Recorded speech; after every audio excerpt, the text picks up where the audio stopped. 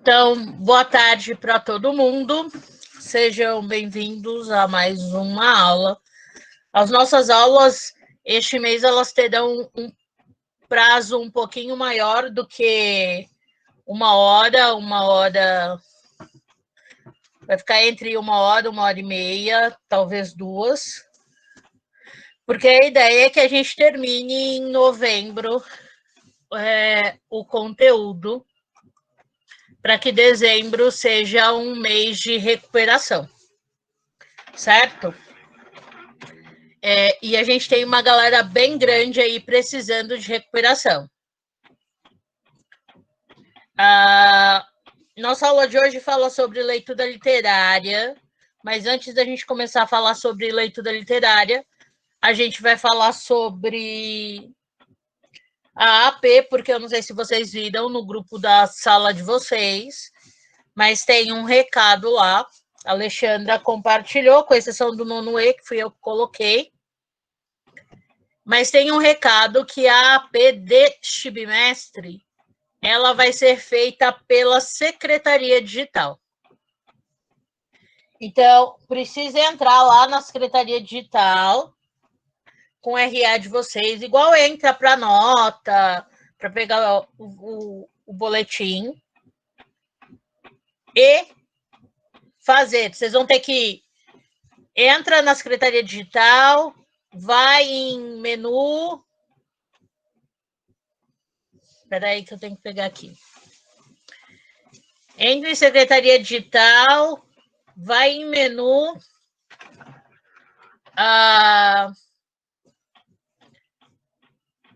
acessa o menu, aí vai abrir uma plataforma chamada CAED.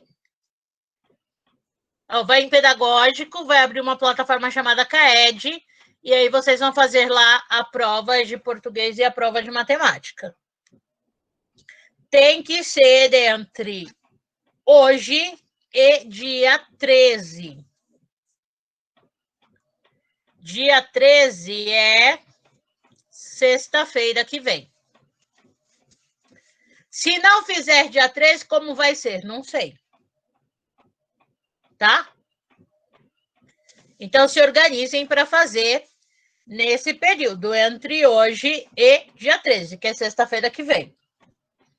Porque dessa vez a gente não tem acesso ao formulário, então eu não tenho formulário. O acesso que eu vou ter a essa avaliação vai ser só os resultados. Eu não vou fazer um outro formulário para mandar para quem não fez. Então, o negócio vai ser acessa e faz, beleza? Todo mundo entendeu isso? Alguém ficou com dúvida sobre como vai fazer dessa AP?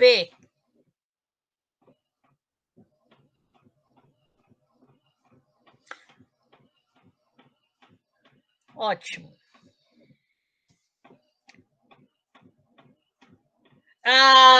Bom, esse é do primeiro recado. O segundo recado a galera que não fez nada, galera que está ainda dependendo de nota, essa galera aí, as aulas de vocês não voltam na semana que vem, voltam na outra. Tá? Na semana do dia 16 de novembro. Por que isso? A gente está fazendo em etapas. Até para ver como vai funcionar a escola. Então, a escola voltou essa semana com o ensino médio. Na semana que vem, volta sexto e sétimo. E na outra, oitavo e nono. Todo mundo vai precisar voltar? Não, mas quem está pendurado vai. Tá? Não vai haver mais apostilas impressas. Então, não tenho como fazer, não tenho acesso à internet. Não tem acesso à internet, só vai para a escola. Certo? Porque senão é mais um trabalho. Porque aí pensa, eu vou ter que dar aula online, dar aula na escola, eu não vou fazer a apostila também. Porque senão eu vou pirar de vez. Certo?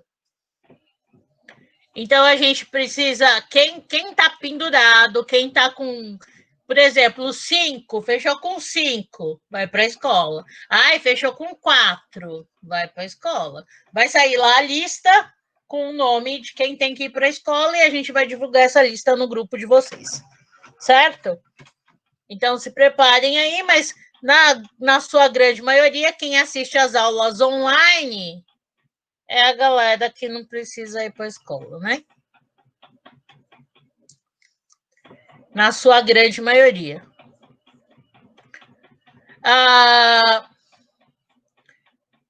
Nós tínhamos para hoje, eu falei que a gente vai fazer o encerramento de Dom Casmurro, e eu pedi para vocês lerem o primeiro capítulo de ideias para adiar o fim do mundo. Eu preciso saber quem leu.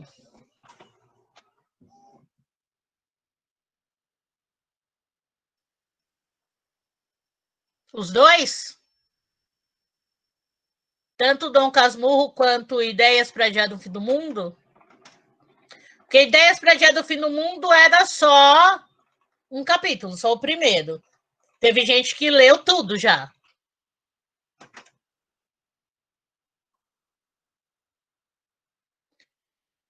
Ler Machado de Assis era importante.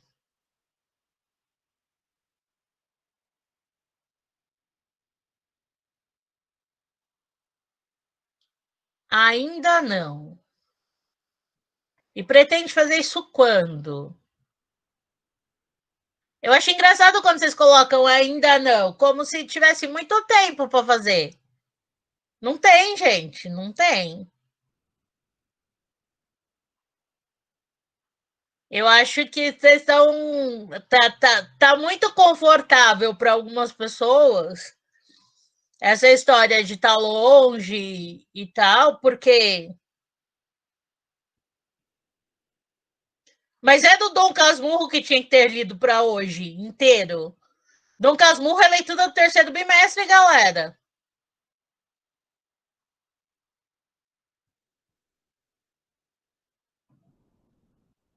Então, eu vou fazer a discussão sobre ideias para dia do fim do mundo. Vou fazer a introdução de leitura literária. E vocês vão ficar com a nota pendente da leitura de Machado de Assis. Porque ou vocês vão aprender que quando a gente pede uma leitura, essa leitura precisa ser feita, ou não vai dar certo. Porque são alunos que estão indo para o ensino médio com a prática ainda de não ler aquilo que o professor solicita. E não é com aquilo de, poxa, não teve tempo para ler. Teve tempo para ler. E teve bastante. Eu não consigo ler. Tinha lá a versão em quadrinhos, tinha a versão normal e tinha a versão em áudio. Então, poxa, não consegue ler, escuta. Será que realmente é tempo o problema?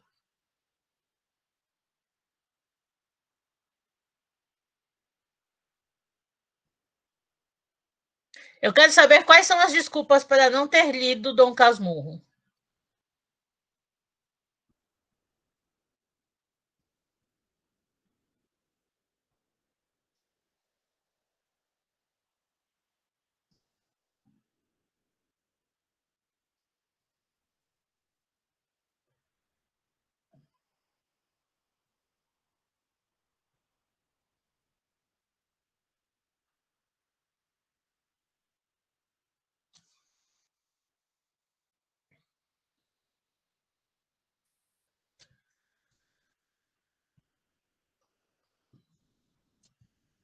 Nós temos 22 pessoas na sala. Dessas 22 pessoas na sala, quem leu Dom Casmurro completo? Luísa, Larissa,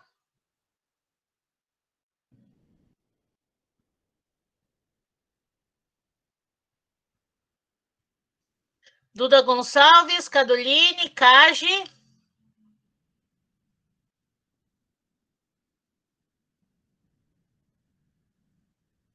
Ana Sara,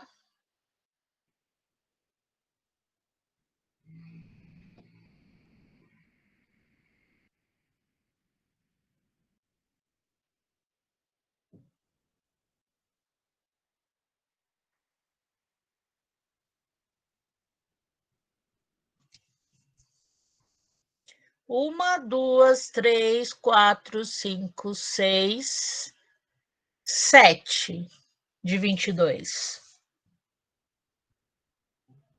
E o resto fez o quê? Achou que eu tava brincando, né?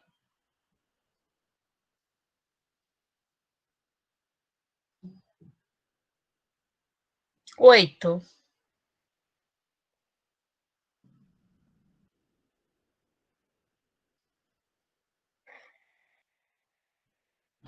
Eu fico pensando como vocês vão chegar no ensino médio. Porque ensino médio, em língua portuguesa, o que a gente vai fazer é praticamente leitura e análise. E nem todas as obras têm a versão em quadrinhos, por exemplo. Não que a versão em quadrinhos seja ruim, é legal. Dessa vez eu li a versão em quadrinhos, que eu já tinha lido a outra, então dessa vez eu li a versão em quadrinhos, até para poder trazer algumas coisas. Mas adianta eu fazer uma análise hoje, trazer uma aula sobre um livro que eu tive 8 pessoas que leram? O que vai agregar aquelas pessoas que não leram o livro? Nada. Vai ser mais um motivo para vocês pegarem e continuarem com esse raio dessas câmeras fechadas, que é uma falta de respeito.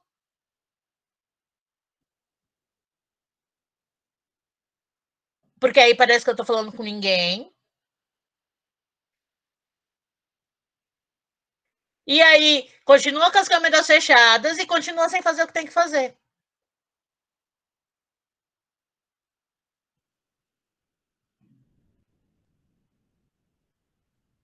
Eu quero de verdade entender quando é que vocês vão compreender que vocês não são crianças do 6º ano mais. Põe ele para carregar e continua na aula. Devia ter se preparado para a aula.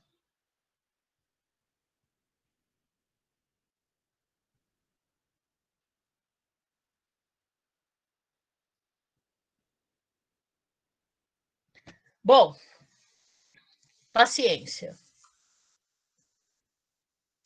Vocês perderam uma aula de Dom Casmurro, perderam uma aula de Machado de Assis, que vocês terão ano que vem, se eu tiver boa vontade de trabalhar esse conteúdo com vocês, que era conteúdo deste ano. Ok?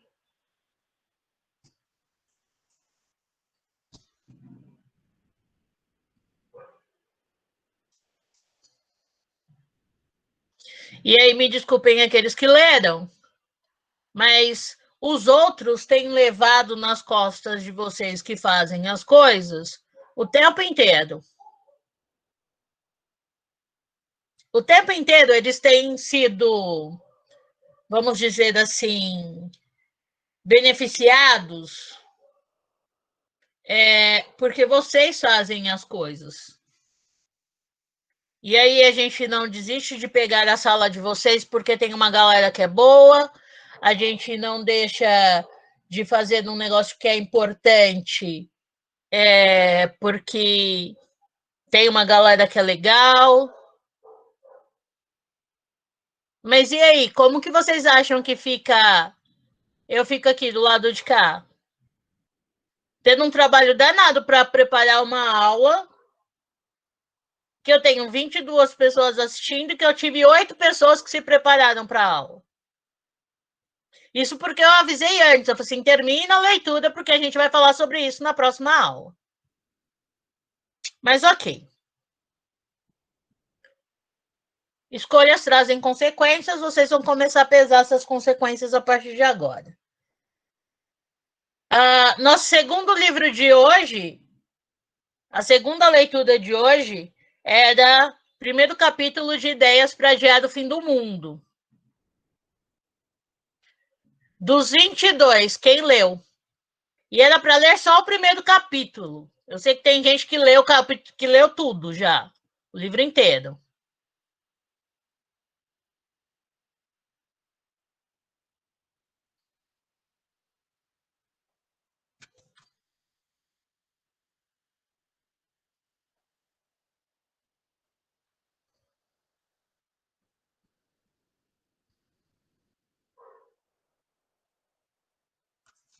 E o resto? Só 10?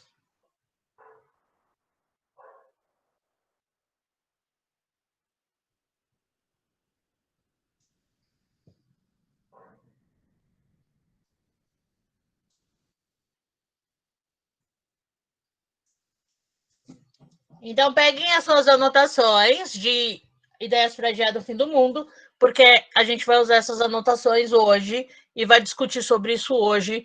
E não vai discutir pelo chat, vai discutir por áudio. Então, vocês vão abrir o microfone e vão falar, ok? Não agora, mas daqui a pouco.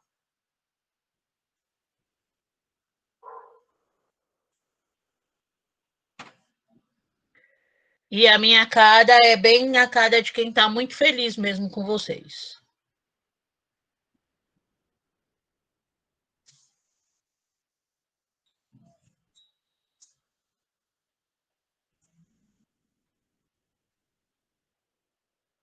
Pena que quando descobrirem as coisas vai ser bem tarde.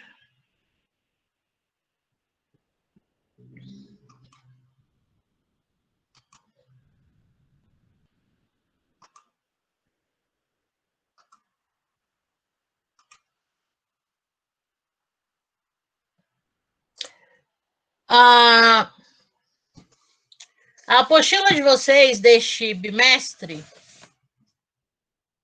antes de eu compartilhar a tela e a gente começar a falar sobre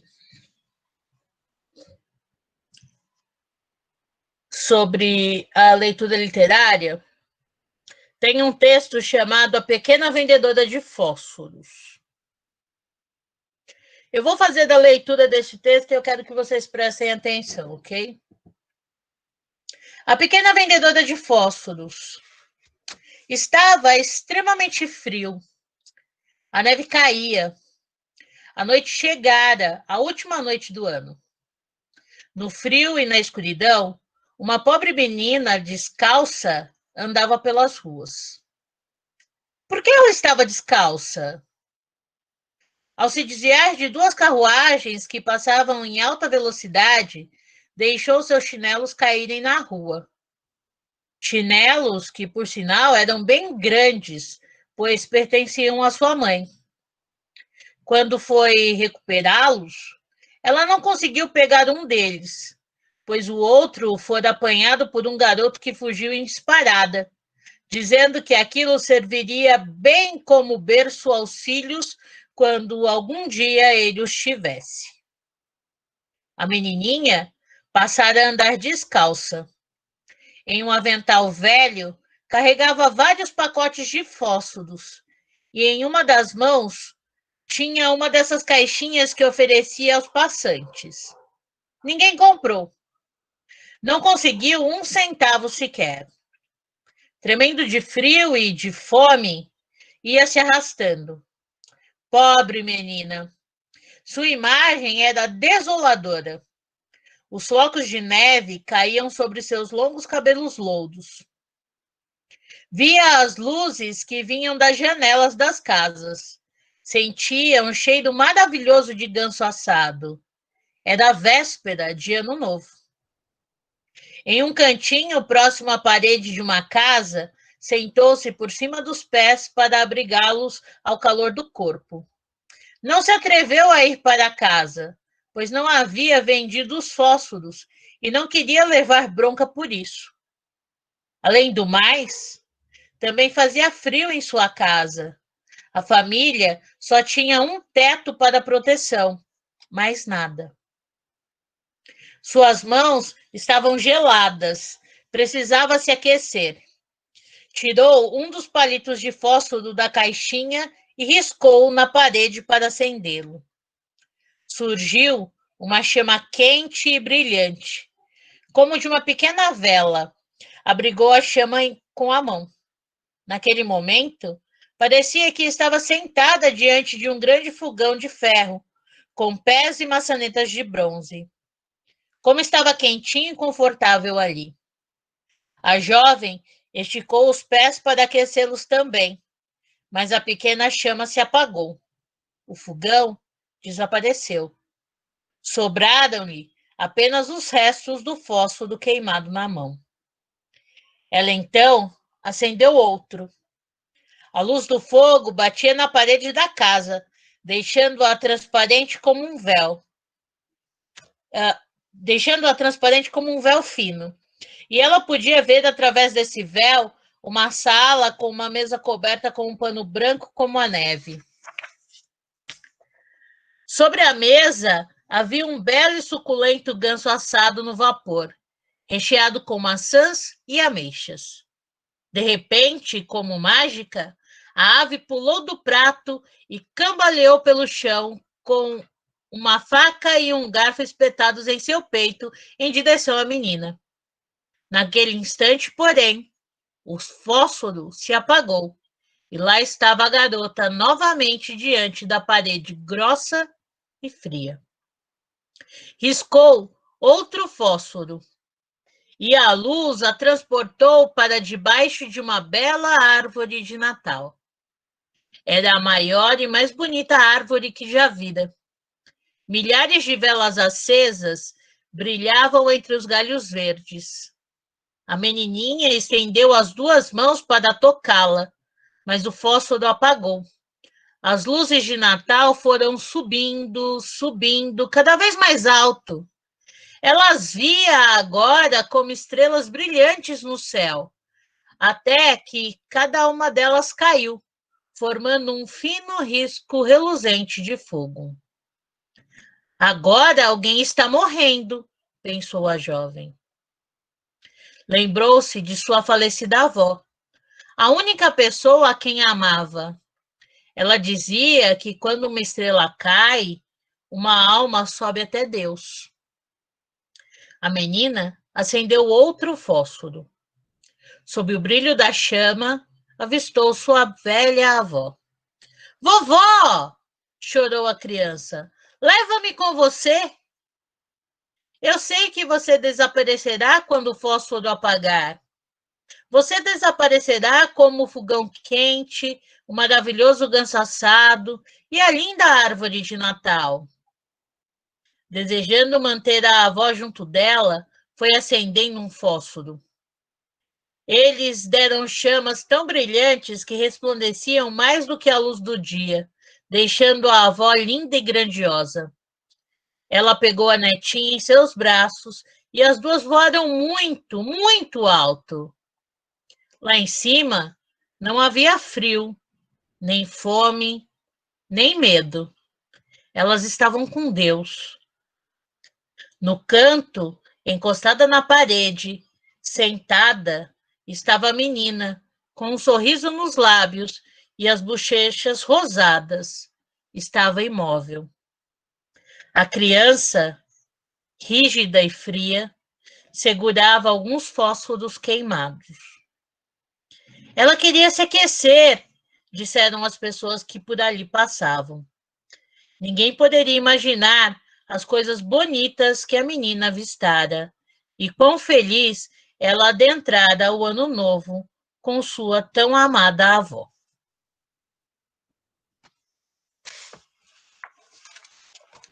Impressões sobre este conto.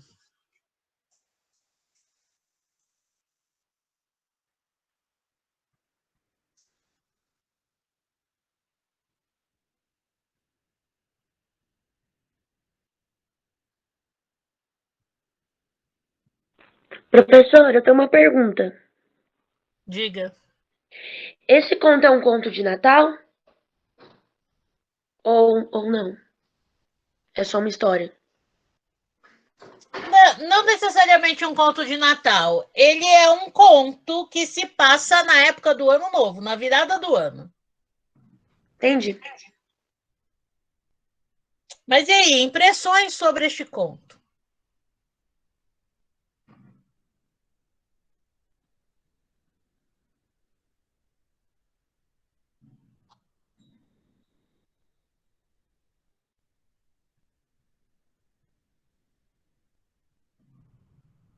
É triste. Por quê, Ana Clara?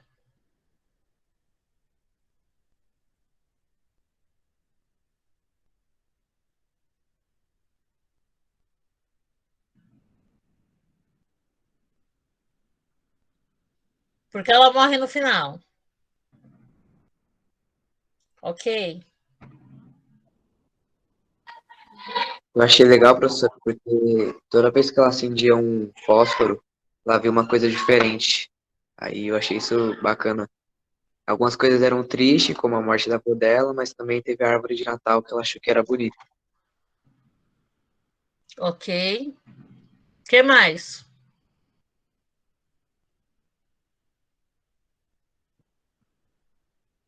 Triste porque ela perdeu a avó que deixou o legado de trazer felicidades.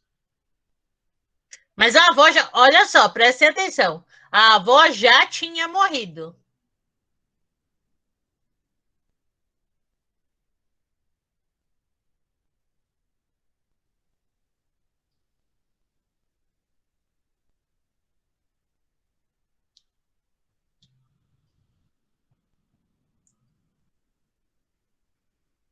O que mais?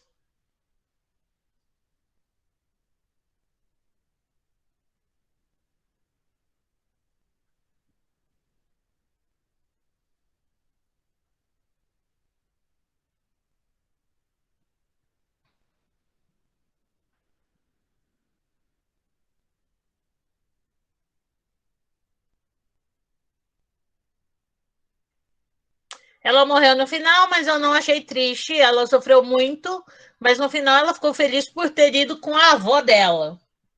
É uma visão interessante, Larissa. Porque se nós pensarmos, como que era a vida dessa garota?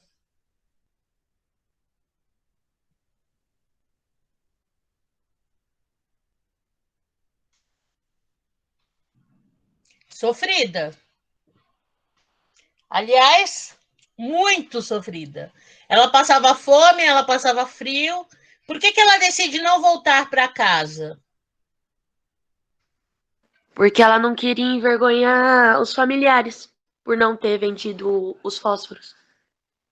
Ela não queria envergonhar? Na verdade, ela não queria apanhar por não ter vendido os fósforos. Na verdade, ela não queria levar bronca, ela não queria apanhar, né?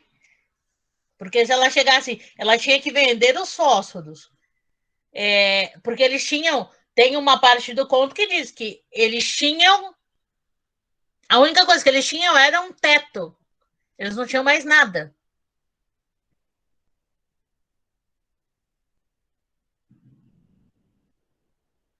E aí pensa que se a gente aqui, quando tá com 10 graus, tá batendo queixo, morrendo de frio, para nevar, neva com menos alguma coisa, vai? Geralmente os países em que a neve vem com -8, -10, -15 graus, -18.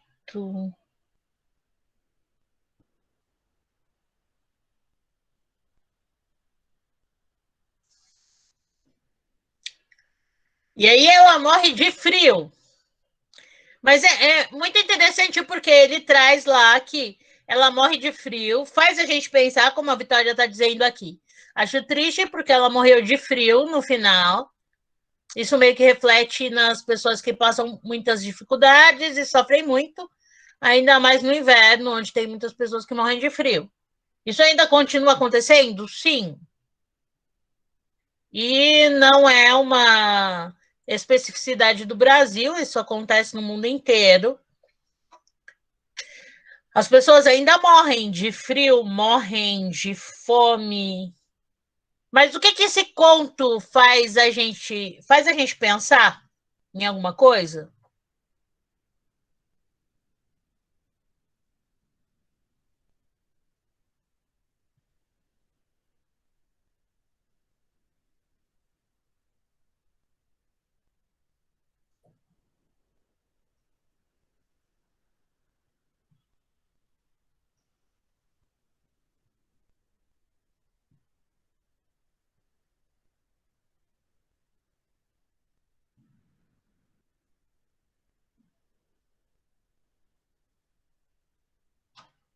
Sim ou não?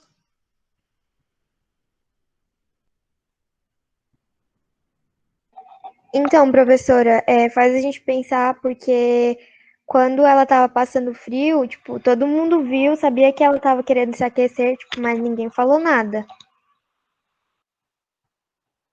Pois é. Quantas vezes a gente faz isso também? Mas as pessoas. É interessante, né? Mas as pessoas viram enquanto ela estava lá, como a Carol disse, enquanto ela estava com frio, com fome, as pessoas viram e não fizeram nada. E a gente não está falando nem de dar as coisas para ela, a gente está falando de comprar dos fósforos, que é do que ela estava vendendo. Ela não estava pedindo nada, ela estava pedindo que comprasse o fósforo. Tipo, era uma coisa que era útil. E as pessoas não fizeram. Mas depois que ela morreu, as pessoas se lamentaram. Adianta depois chorar o sangue, o leite derramado?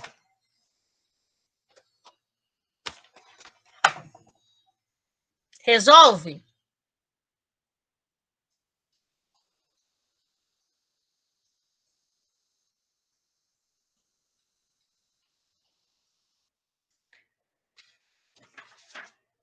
Não, né, professora? Porque já aconteceu, vai chorar, se lamentando. Podia ter ajudado a menina, não ajudou, o que aconteceu aí? Pois é. Este é um conto que ele é classificado como um conto da literatura infantil. Isso é só para a gente começar a nossa discussão sobre essa questão de leitura literária. Faz diferença a forma como você lê uma história?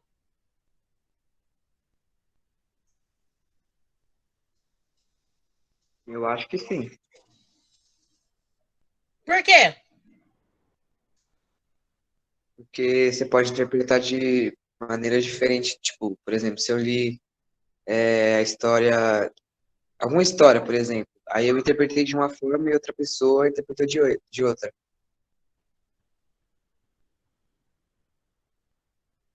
Ok?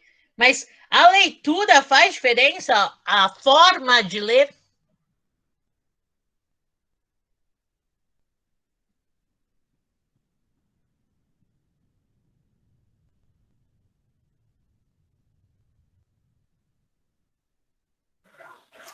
Sim, professora, porque quando você se coloca no lugar da pessoa, acaba que você sente o que tá realmente acontecendo, sabe? Ok. Carol pôs um sim aí com vários M's. Por que, Carol? Explica o seu sim aí. Porque dependendo da entonação que a gente consegue ler as coisas, tipo, pode dar muita diferença, que nem, por exemplo, quando fala que ela queria se aquecer, dependendo da sua entonação, você pode achar que as pessoas estão com dó ou que as pessoas estão, tipo, ela só tava lá, sabe? Muito bem. Então, ler um texto literário é diferente da gente ler um texto informativo, de ler uma notícia, de ler um artigo de opinião, de ler O texto literário, ele precisa ganhar vida. E ele ganhar vida através de quem o lê. Mesmo que seja uma leitura silenciosa, mesmo que não saia o som da sua boca, precisa ter vida a sua leitura. Por quê? Porque faz diferença. Faz diferença a forma como você lê. A forma como você lê pode influenciar na interpretação do outro. Imagine se eu tivesse lido esse conto. Sim, eu vou ler só o começo, tá? Porque eu tenho uma dificuldade muito grande de ler sem fazer da interpretação devida. Então, vamos lá. A pequena vendedora de fósforos. Estava extremamente frio, a neve caía, a noite chegara, a última noite do ano. No frio e na escuridão, uma pobre menina descalça andava pelas ruas porque ela estava descalça. Ao se desviar das ruas, as carruagens que passavam em alta velocidade deixou seus chinelos caírem na rua, os chinelos que, por sinal, eram bem grandes, pois pertenciam à sua mãe. Quando foi recuperá-los, ela não conseguiu pegar um deles, pois o outro foi apanhado por um garoto que fugiu em disparada, dizendo que aquilo serviria bem como berço de seus filhos, quando um dia ele os tivesse. A menina passara a andar descalça em um avental velho, carregava vários pacotes de fósforo em uma das mãos, tinha uma caixinha que oferecia aos passantes, ninguém comprou, não conseguiu um centavo sequer, tremendo de frio e de fome, ia se arrastando, pobre menina, sua imagem era desoladora, os flocos de neve caíam sobre seus longos cabelos louros, e as luzes que vinham das janelas das casas sentiam um cheiro maravilhoso de ganso assado, era a véspera de Ano Novo. E aí?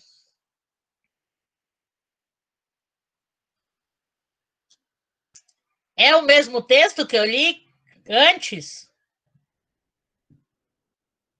Parece que não tem vida, parecendo um robô. Assim não tem graça. Pois é. Então, uma das coisas que a gente precisa entender, e uma das coisas que essa pandemia ela trouxe, é que a leitura e a interpretação, elas fizeram muita falta. Eu vi isso nos roteiros. Então, teve muita gente que ficou, por exemplo, com nota vermelha em língua portuguesa, porque não conseguiu interpretar os roteiros de estudo. O roteiro que trazia lá como estudar, depois o que estudar, e aí o que fazer. As pessoas não entendiam o que era para fazer, não entendiam como era para fazer isso, porque estava extremamente explicado. Isso porque tinha vídeo da professora falando sobre.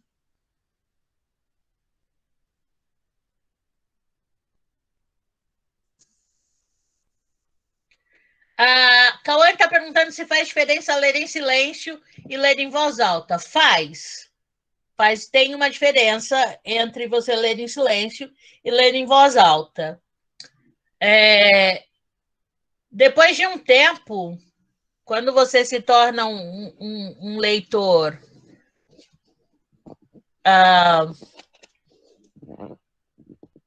como que eu posso dizer? Um leitor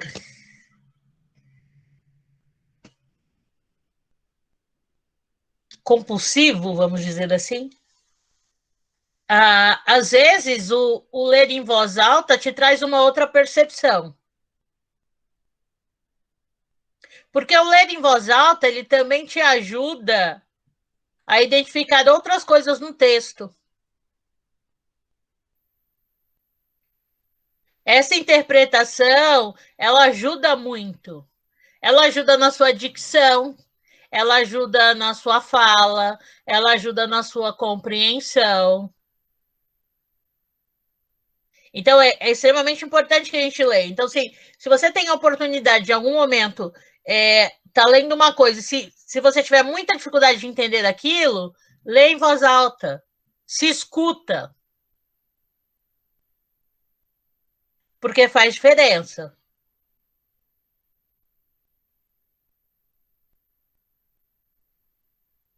Quando você lê em voz alta, parece que ajuda um pouquinho, sabe, nessa questão do entendimento. Porque é isso, você vai estar dando vida ao seu texto. Eu quero ler para vocês, antes da gente entrar... Não, eu vou fazer primeiro a apresentação, e a gente vai falar dessa leitura literária, e depois eu vou ler um texto para vocês do Marcelino Freire, e aí a gente vai para o Ideias para Adiar do Fim do Mundo. Tá? Então, vamos lá.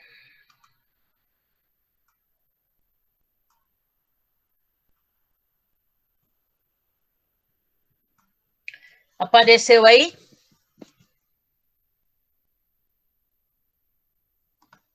Apareceu, professora. Obrigada. Então, leitura literária. Então, a gente sabe que a literatura, na maioria das vezes, ela é ficção, ela é uma recriação da realidade. E ela usa o que para fazer isso? Palavras.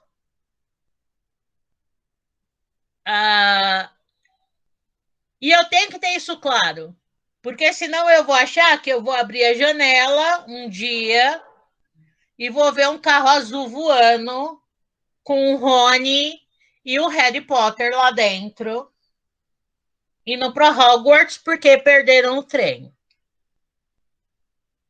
Certo? Eu vou tentar atravessar uma parede do metrô na estação 25 de março, por exemplo, porque eu vou achar que tem a plataforma 934. Então, eu preciso ter essa definição de que a literatura, ela é ficção. Salvo quando a gente vê uma obra como Quarto de Despejo, da Carolina Maria de Jesus. Professora, Oi. eu acho que já construíram essa plataforma aí do Harry Potter em algum lugar, eu acho. Não tô enganado. Tem, né? Mas você não atravessa a parede, né? Porque isso eu não acho que existe. eu fiz uma magia ali, ó. Aham. Vou nem falar nada. Então, salvo quando a gente tem uma literatura verdade, que é o caso de Quarto de Despejo, de Carolina Maria de Jesus, que traz, inclusive, lá no verso, dizendo, né, que é um relato de literatura verdade, a gente sabe que a literatura, ela é uma recriação da realidade. Então, ela vai misturar aí os fatos da realidade com algumas coisas que não acontecem. Então, essa combinação, ela revela a maneira individual de cada escritor interpretar a realidade. E aí, a gente pode ter daí vários conceitos de literatura. O que a gente sabe é que essa literatura, ela faz o quê? Ela modifica o homem. E quando eu digo homem, aqui eu estou dizendo homem no sentido de humanidade. Tá? Nós somos modificados a partir daquilo que a gente lê. Se nós não lemos, se a gente ficar só esperando que as pessoas leiam para nós não sofremos modificação. Às vezes a gente fala assim, nossa, mas é tão difícil escrever, professora. E vai continuar sendo muito difícil escrever se vocês não começarem a ler. Vai ser cada vez mais difícil expor uma opinião, discutir uma opinião, argumentar sobre algum assunto se vocês não passarem a ler.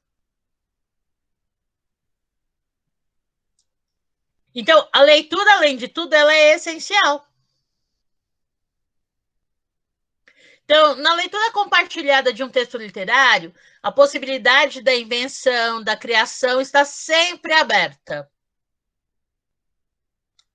Então, pensa que quando a gente lê um texto, e a gente vai fazer um exercício hoje também sobre isso, Quando nós lemos um texto, esse texto, dependendo de como esse texto é apresentado para nós, ele vai fazer com que ou a nossa mente ela se abra ou ela se feche, depende. Eu, como professora de língua portuguesa e literatura, eu posso traumatizar meu aluno com relação à leitura, ou eu posso abrir um caminho, assim, absurdo de leitura para ele. Mas depende de como eu apresento. Depende de como eu trago. Se eu só colocar uma leitura obrigatória, sem trazer essa leitura, para que ela serve, o porquê, sem trazer todo esse encantamento, talvez eu traumatize e aí nunca mais o fulano queira ler o negócio. Mas essa possibilidade que a gente tem de inventar, de criar, lendo um texto literário, é uma possibilidade que ela fica sempre em aberto. Porque o texto literário me permite isso. Por que eu sou... eu não gosto de provas de livro. E aí, ainda bem que os autores que eu tenho conhecido, né, eles são... A gente... Você quer traumatizar? Que horror! Por que os autores que eu tenho conhecido, eles são todos contrários a essa questão de prova de livro. Porque o que acontece numa prova? Se eu coloco lá o que o fulano quis dizer com esse texto. Então, o que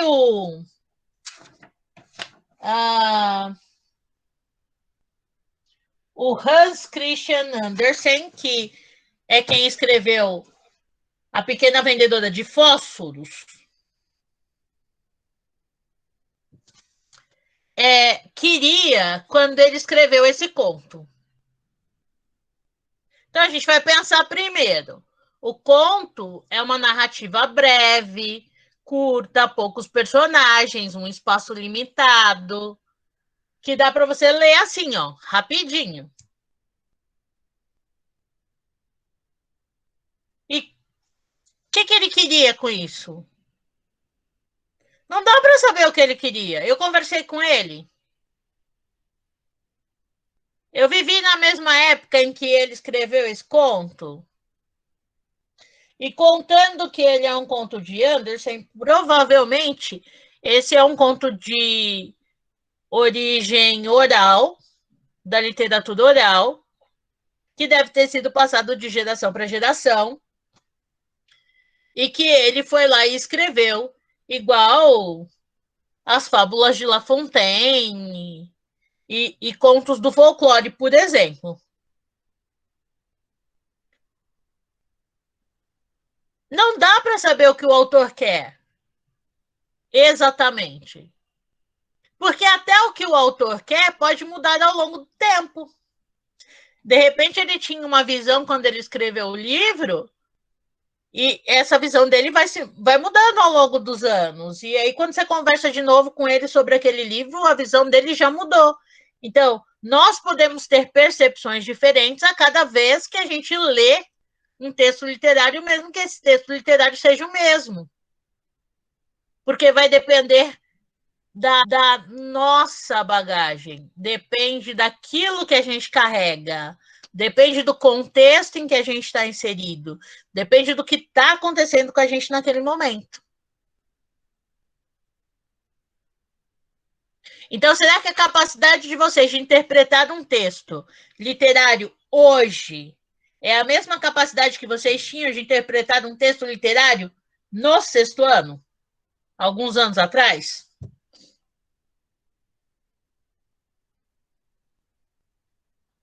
Ou será que a visão de vocês hoje é diferente?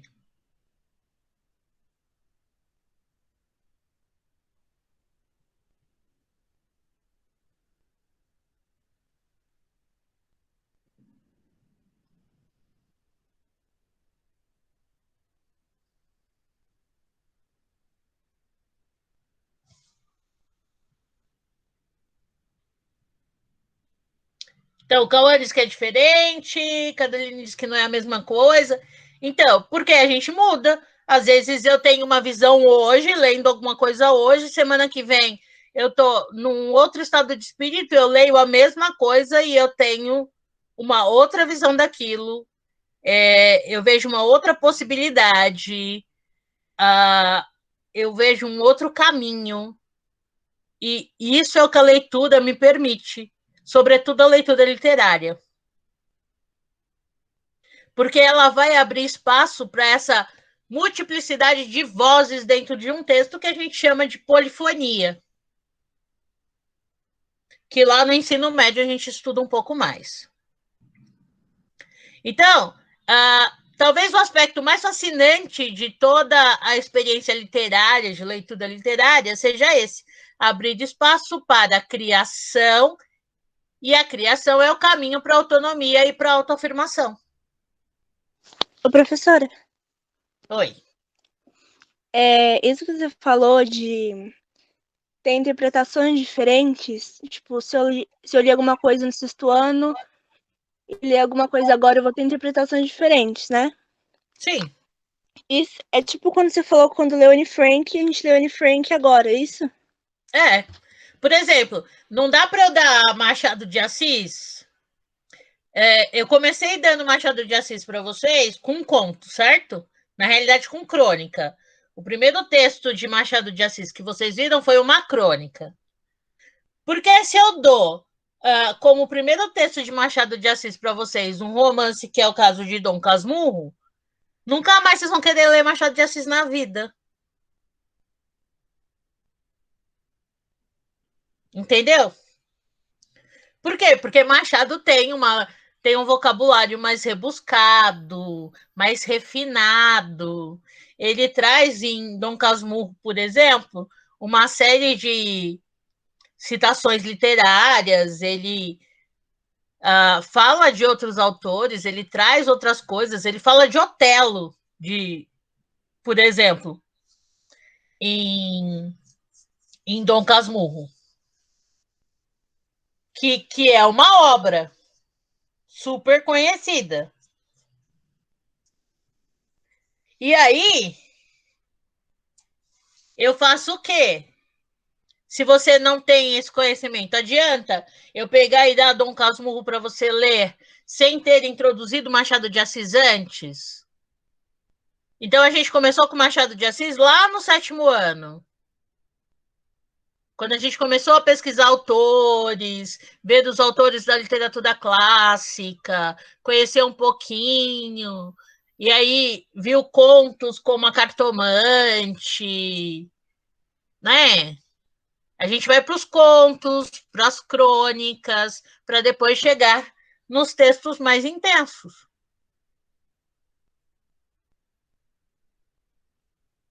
E esse é o caminho da literatura. Por que a gente tem tanta gente que diz que odeia a literatura? Porque a literatura, às vezes, é colocada como um negócio de ler o livro, faz a prova, ler o livro, faz a prova, ler o livro, faz a prova. E aí eu faço o que com isso? Nada. Que prazer eu tive naquela leitura? O que eu aprendi com aquilo? O que trouxe de interessante para mim? O que eu consegui criar? O que eu desenvolvi de criatividade, que experiência que eu tive na leitura daquele livro? Que paralelo que eu consegui traçar com a situação que eu vivo hoje? Dava para ler, por exemplo, o Diário de Anne Frank? Dá para ler o Diário de Anne Frank antes do 9º ano? Não.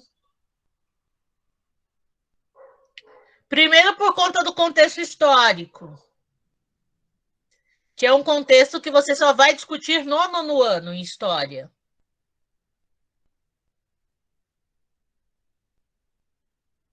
Então, você precisa de outros conhecimentos.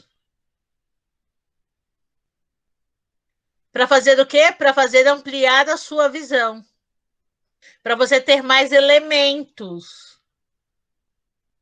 Para você sair daquele mundinho de que, poxa, eu estou fazendo uma avaliação de língua portuguesa onde tem um texto literário e de repente eu preciso fazer essa interpretação e eu acho que a minha interpretação ela está fechada em língua portuguesa quando ela não está. Quando eu posso abrir essa interpretação pro mundo, não só para a língua portuguesa. Até aqui tá tudo tranquilo? Ou tem alguém que já morreu aí do coração? Tranquilo, professor.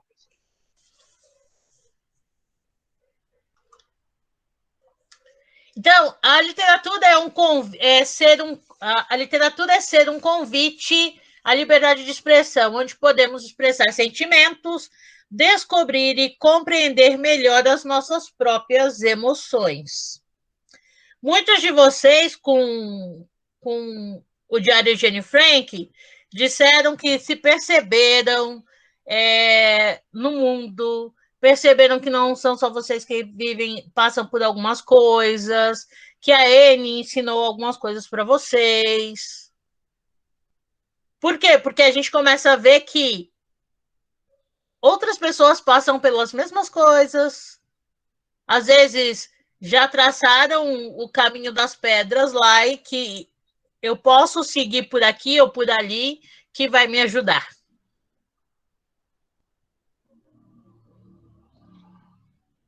Então, deve-se levar em conta que, por meio da literatura, é possível observar as relações humanas através dos tempos, verificando fatos históricos que servem como apoio para o aprendizado de outras disciplinas escolares, além de servir como suporte para o aprendizado de acontecimentos históricos e sociais.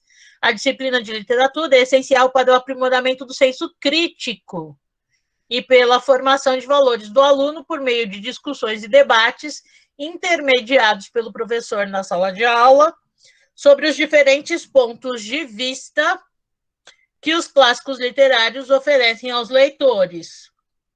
Todo mundo vai ter a mesma opinião sobre um livro, sobre um trecho lido?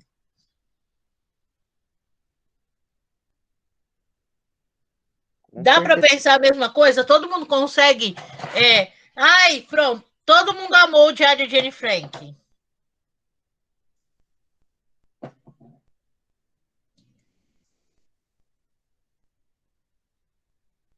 Né? Todo mundo acha interessantíssimo ler, por exemplo, Senhor dos Anéis. Ou aquele do armário, gente, como chama? Crônicas de Nárnia.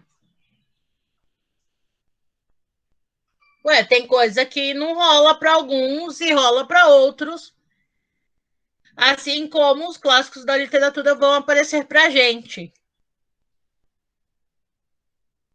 Então, a literatura, ela tem como objetivo, além de nos cativar, de trazer esse prazer pela leitura, formar indivíduos mais humanos, que conseguem enxergar outras questões. Às vezes, questões que ele não viveu e que ele não vai viver.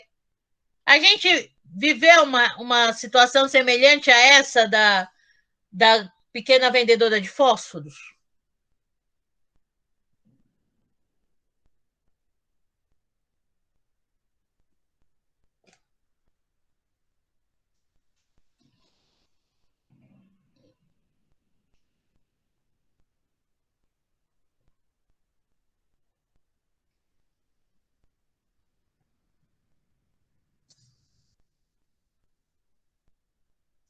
Né? A gente vive num país que é tropical, que não neva. Tem a fome? Sim. Mas mesmo que a pessoa morra de frio, você ainda não encontra no Brasil alguém que esteja congelado de frio, que foi como ela foi encontrada. Quando eu disse que ela estava lá rígida e não sei o que, ela estava congelada.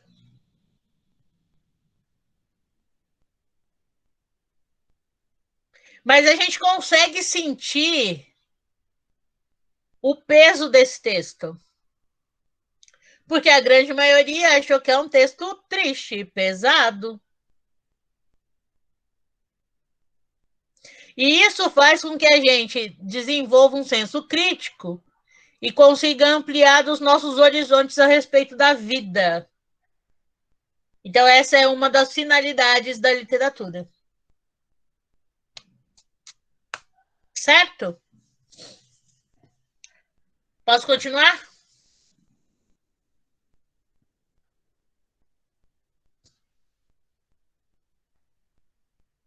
Então, 10 dicas para ler e analisar um texto literário. Então, a primeira coisa que a gente precisa pensar, muitas obras literárias, elas são confusas. Então, se elas são confusas, elas não estão claras para a gente quando a gente lê. Daí precisa que você leia mais que uma vez, ou que você pense em estratégias aí para conseguir entender essas obras. Grandes obras escondem segundas intenções ou assuntos encobertos que descobrimos durante a leitura. Dom Casmurro é uma dessas obras. Por isso a importância de se ler Dom Casmurro. Por isso que eu queria que vocês tivessem lido, mas já que vocês não leram, paciência, né? Quem leu está conseguindo entender um pouquinho do que eu estou falando aí. Levar a cabo uma análise textual ou um comentário literário não é um assunto simples. Então, todas as vezes que eu peço para vocês escreverem sobre um livro que vocês leram, tecerem um comentário sobre algo que vocês leram, tem gente que escreve lá assim, foi muito legal. A gente precisa sair desse patamar do foi muito legal, ou foi muito chato, ou... Né? Isso a gente faz no 6º ano. No 9º, as nossas análises são diferentes.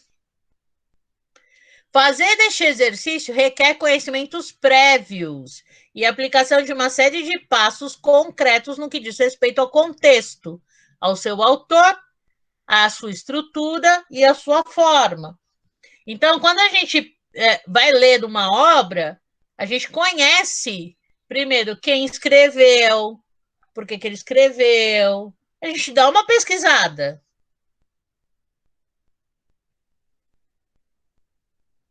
Não fica só no... a professora mandou eu ler esse livro, tá bom. Mas eu não vou ler não, porque eu não gosto de ler, é chato. Ler é chato. Então eu não vou ler. Porque, nossa, ler é muito chato. Eu não gosto de ler. Mas nem tentou. Nem saiu do lugar.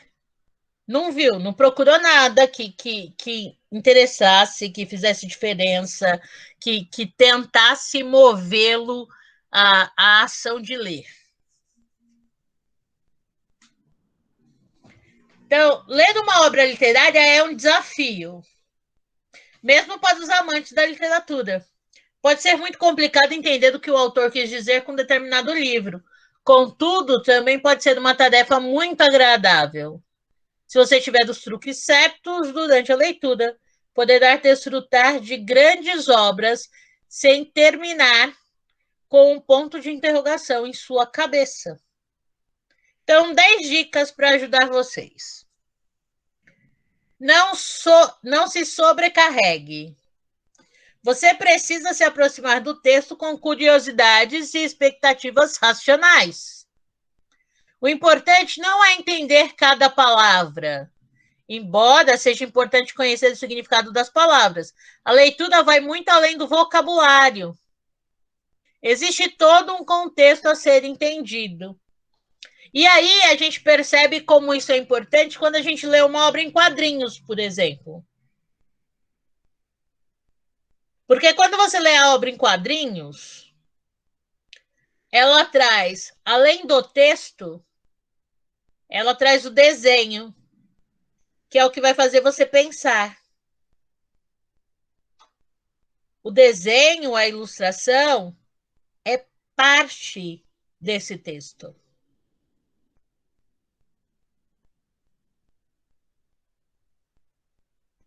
Então, poxa, é difícil ler uma obra literária? É difícil ler Machado de Assis, é difícil ler José de Alencar, é difícil ler Guimarães, Lima Barreto, por aí vai.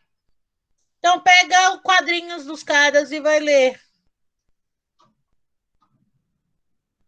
Porque o quadrinho, ele vai ter essa mescla do desenho com o texto e que vai te ajudar. Eu consigo entender o contexto.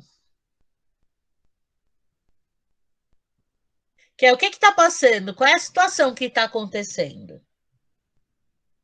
Segunda dica, procure uma edição com boa introdução.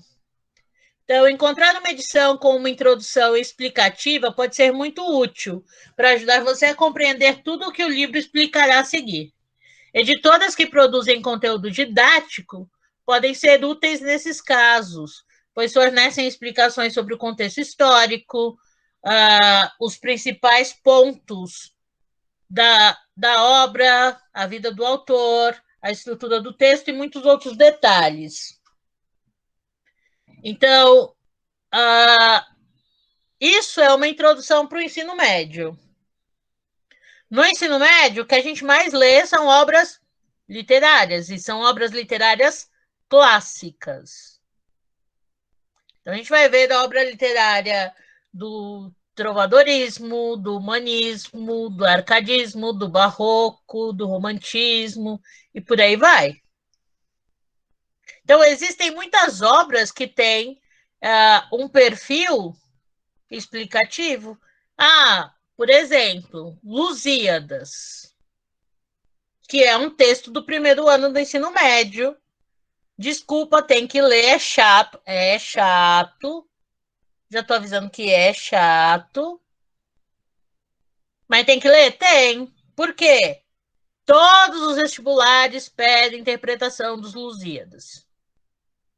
Todos os vestibulares pedem. Cai no Enem? Cai. Então precisa saber? Sim. O Alto da Barca do Inferno. É legal? É bem legal. Mas tem umas versões com português arcaico, ou seja, o português muito antigo. Mas já tem outras edições revistas e revisitadas, que numa parte do livro tem o português arcaico e na outra tem o português traduzido, que te ajuda a entender o que a obra está dizendo. Então, procura. Então, por hora, eu seleciono os livros e mando para vocês. A partir do ano que vem, eu dou o nome do livro e falo: amigo, se vira, bonito. Porque é ensino médio. Alguma pergunta sobre essas duas primeiras dicas?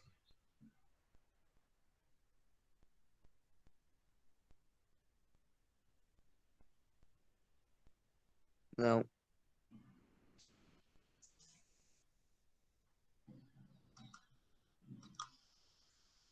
Terceira, não interrompa a leitura para procurar palavras no dicionário. Algumas palavras são fundamentais para o entendimento de uma frase ou parágrafo. Essas você deve buscar assim que perceber sua necessidade. Entretanto, outras palavras podem ser entendidas com contexto. Parar o tempo inteiro vai atrapalhar a sua linha de raciocínio. Então, pensa. Vou pegar aqui um trecho de Dom Casmurro. Um trecho qualquer.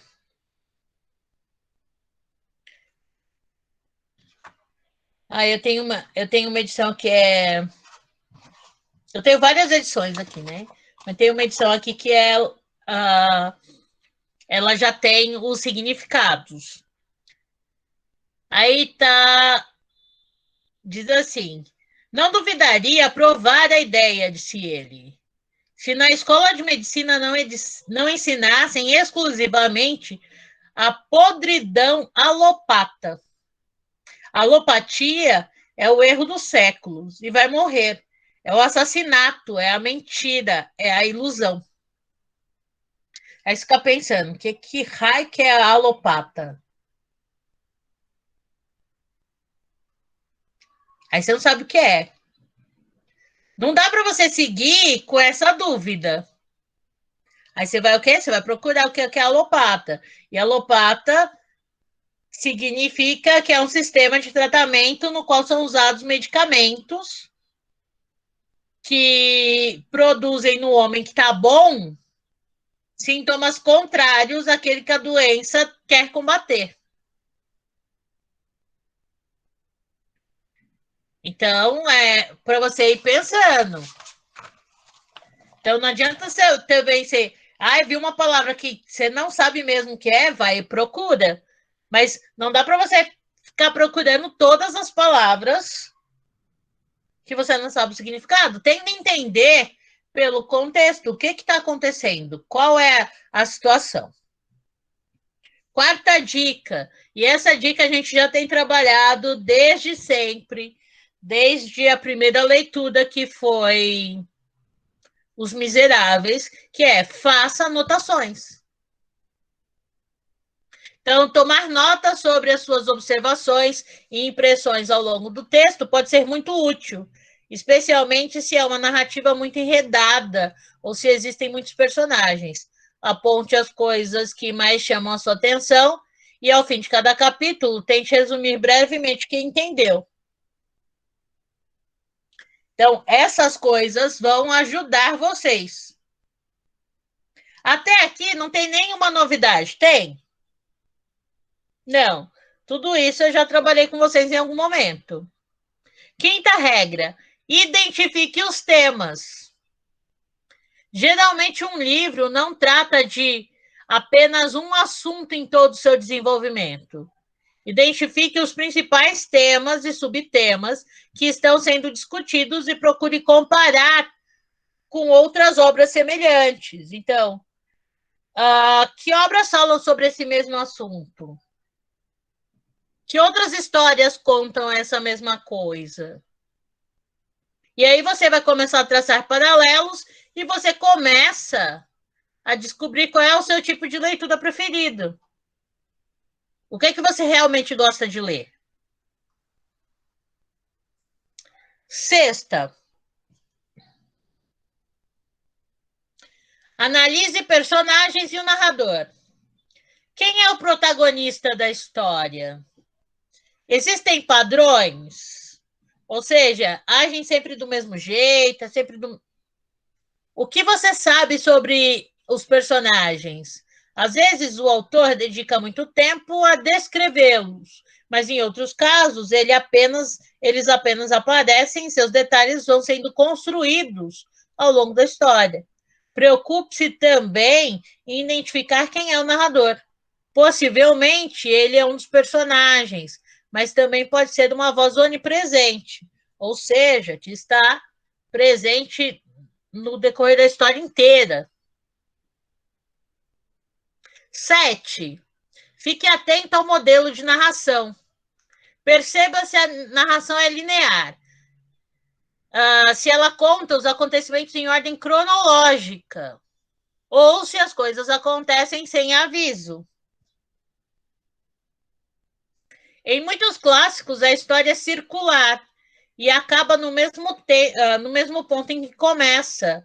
Observar todos esses detalhes vai ajudar você a acompanhar a leitura com mais facilidade. Verifique o estilo de linguagem.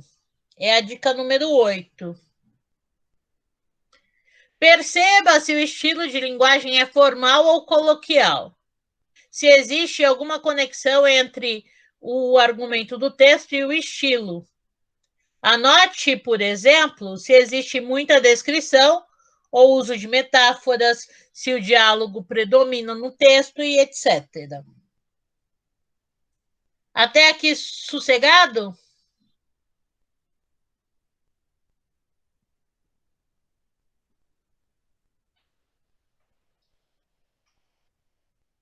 Professora, mas isso aí não é meio difícil para, tipo, enquanto você tá lendo o livro, aí você vai ter que lembrar de tudo isso.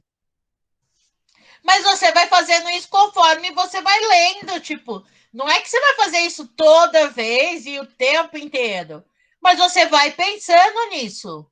Você começa a pensar, ué, mas quem que é o protagonista da história? Quem que é a personagem principal dessa história? Quem está contando essa história? Pensa que você já pensa isso quando você está lendo um livro. Ou não? Você não se preocupa em quem é o personagem principal da história? Sim. A gente já faz essas coisas indiretamente. A gente só não presta atenção.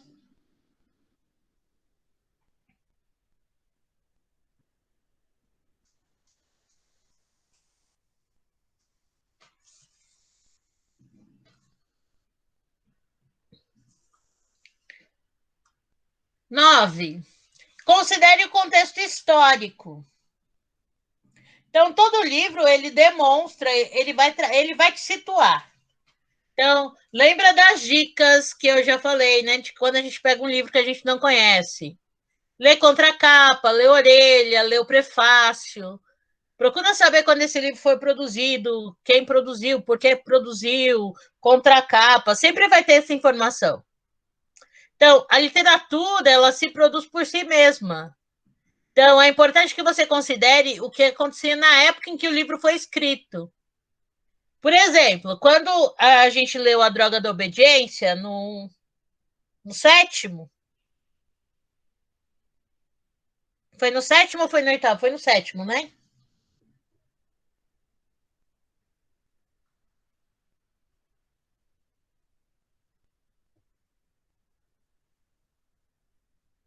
A Droga da Obediência foi no sétimo ano? Alguém me responde, por favor? Sim, obrigada, Eduardo. Obrigada, Vitória. Quando a gente leu A Droga da Obediência, a gente percebeu antes de começar a ler que o livro foi escrito quando terminava aquele período de ditadura militar no Brasil. Então, tem todo um período histórico ali, né? Toda uma questão que envolve o livro e que a gente precisa saber, porque o nosso entendimento a respeito do livro muda se a gente tem esse conhecimento histórico. Então, leve em conta a situação política, econômica e social do livro em que o livro foi escrito, assim como os movimentos culturais vigentes na época. Faz diferença ler um livro igual foi lido o Diário de Anne Frank, por exemplo? Todo mundo em casa de quarentena, que é claro que não se compara ao isolamento da Anne, mas todo mundo em casa de quarentena, reclamando de tudo e de todos, porque tinha que ficar em casa, trancado dentro de casa, e aí lê o livro de uma menina que não podia nem fazer barulho. E que não estava correndo o risco de pegar um vírus. O risco era muito mais profundo. Era a vida. Não que o Covid-19 não seja, mas era ir para um campo de concentração e ser morto. Ser separado da sua família.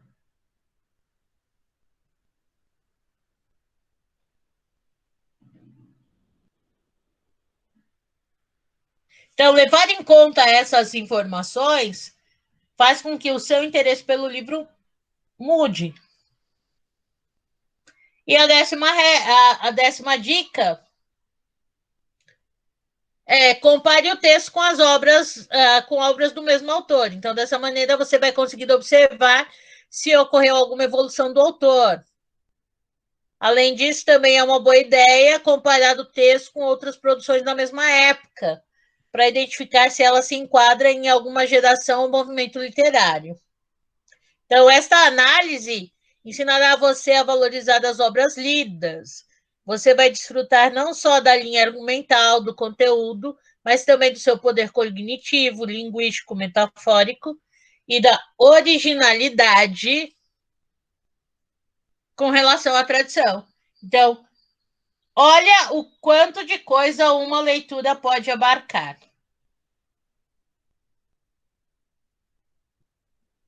Olha o quanto de coisa a leitura pode trazer.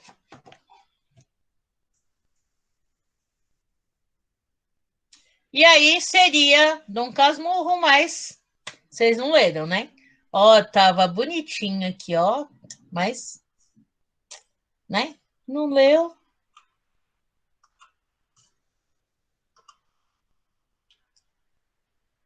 Voltemos. Oxi.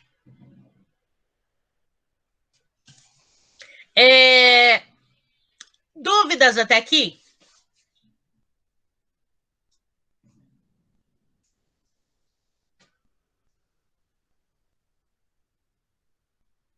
Não? Então vamos lá. Antes da gente entrar no ideias para adiar o fim do mundo do Krenak, eu quero ler um texto para vocês do Marcelino Freire. Espera aí, deixa eu só pegar.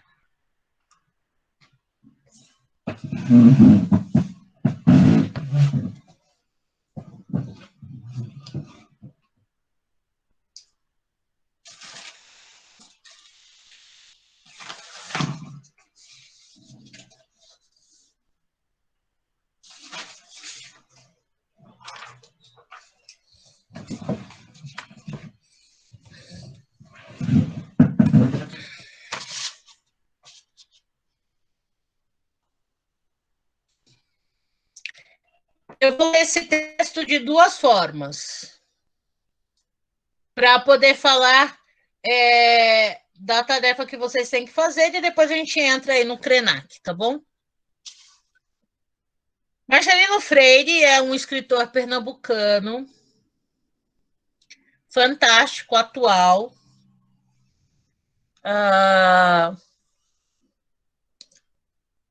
que tem uns textos maravilhosos e que fazem a gente pensar numa série de coisas.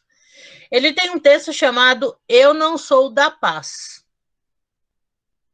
Então, eu vou ler o texto de duas formas. Vou ler a primeira, vou fazer a pergunta para vocês. E depois eu leio de novo.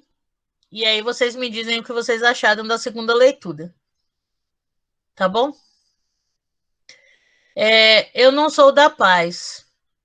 Não sou mesmo, não sou. Paz é coisa de rico. Não visto camiseta nenhuma, não, senhor. Não sou pomba nenhuma, não, senhor. Não venha me pedir para eu chorar. Mas secou. A paz é uma desgraça, uma desgraça. Carregar essa rosa boba na mão, nada a ver. Vou não. Não vou fazer dessa cara chapada. Não vou rezar. Eu é que não vou tomar a praça nessa multidão. A paz não resolve nada. A paz marcha. Para onde marcha?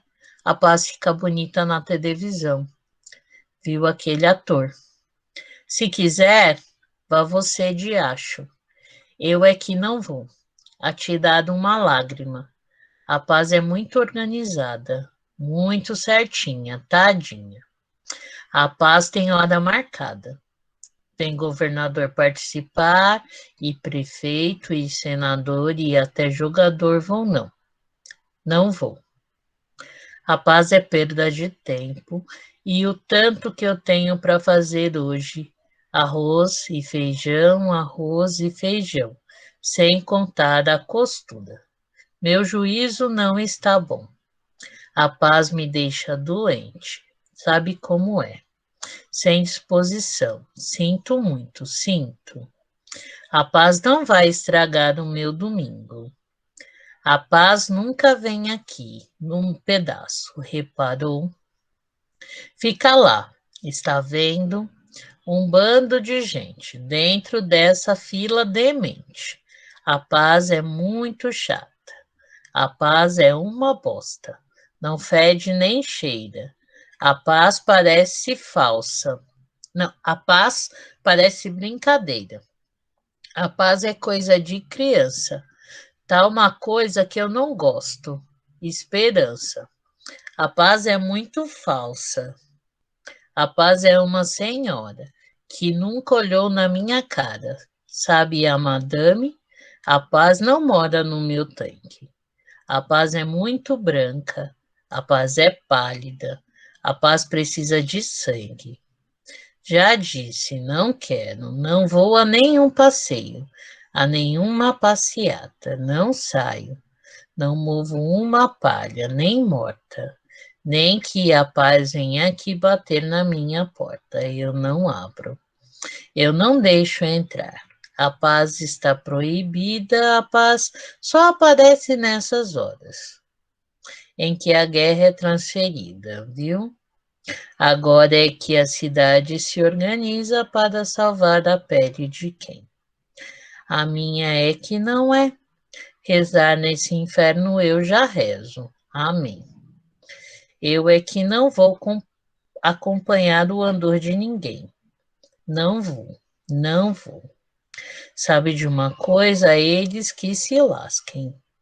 É eles que caminhem a tarde inteira, porque eu já cansei. Eu não tenho mais paciência, não tenho.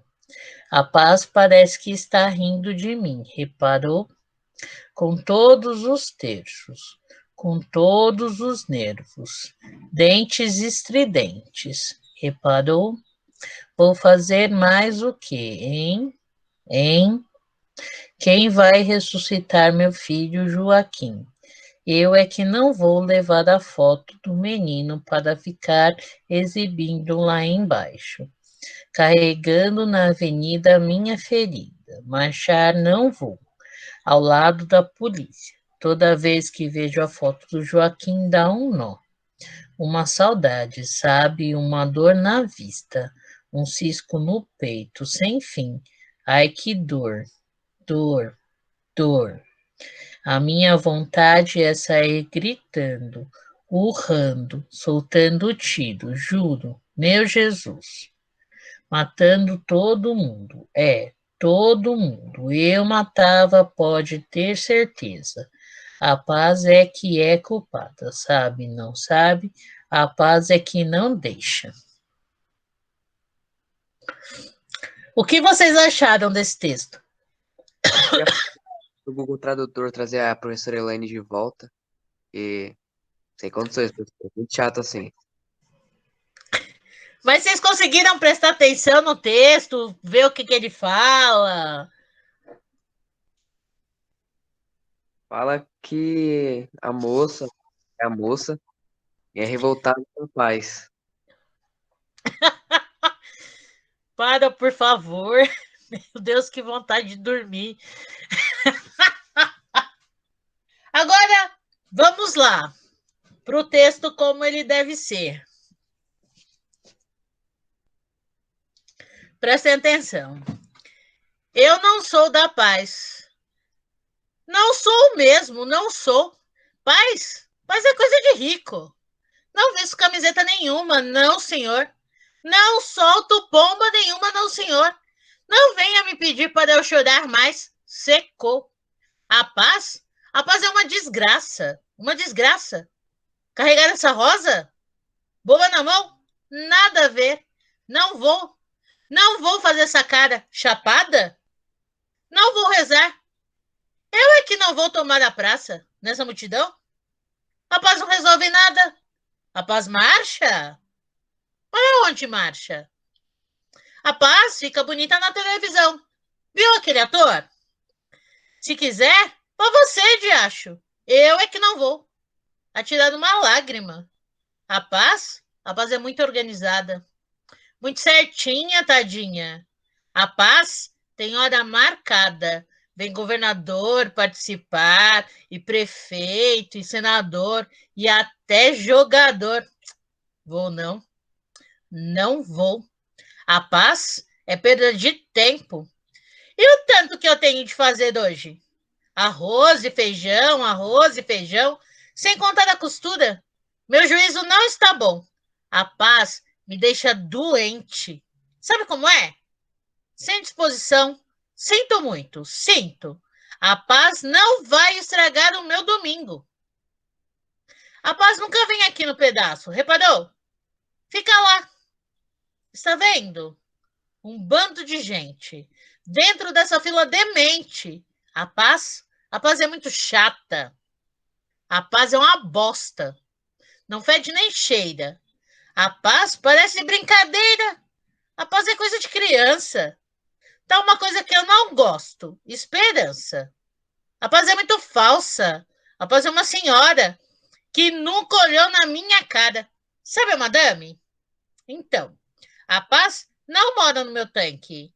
A paz é muito branca. A paz é pálida. A paz precisa de sangue. Já disse, não quero. Não vou a nenhum passeio, a nenhuma passeata, não saio, não movo uma palha, nem morta. Nem que a paz venha aqui bater na minha porta. Eu não abro, eu não deixo entrar. A paz está proibida. A paz só aparece nessas horas em que a guerra é transferida. Viu? Agora é que a cidade se organiza. Para salvar da pele de quem? A minha que não é. Rezar? Nesse inferno? Eu já rezo. Amém. Eu é que não vou acompanhar a dor de ninguém. Não vou. Não vou. Sabe de uma coisa? Eles é que se lasquem. É. Eles que caminhem a tarde inteira, porque eu já cansei. Eu não tenho mais paciência, não tenho. A paz parece que está rindo de mim, reparou? Com todos os terços, com todos os nervos, dentes estridentes, reparou? Vou fazer mais o quê, hein? Hein? Quem é que vai ressuscitar o meu filho, Joaquim? Eu é que não vou levar a foto do menino para ficar exibindo lá embaixo, carregando na avenida a minha ferida. Marchar não vou, ao lado da polícia.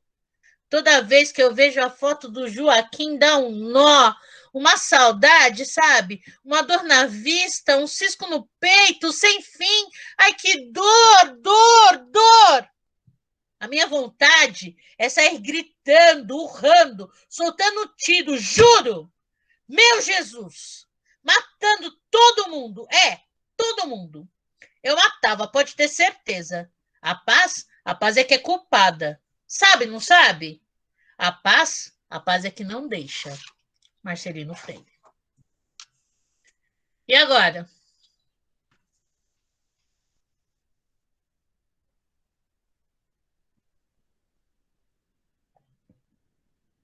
O que o Marcelino está falando nesse texto?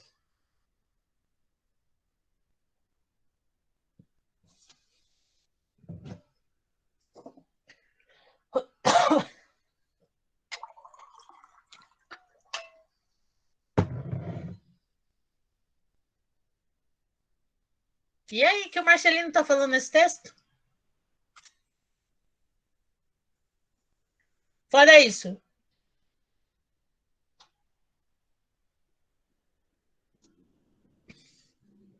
Dá para entender o contexto?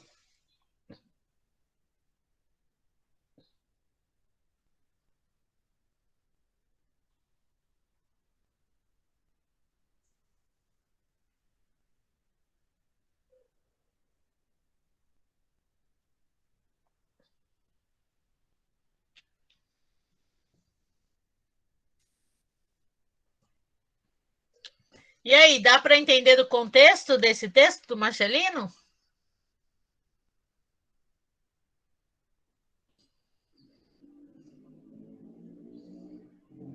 E qual é o contexto? É isso que eu quero saber.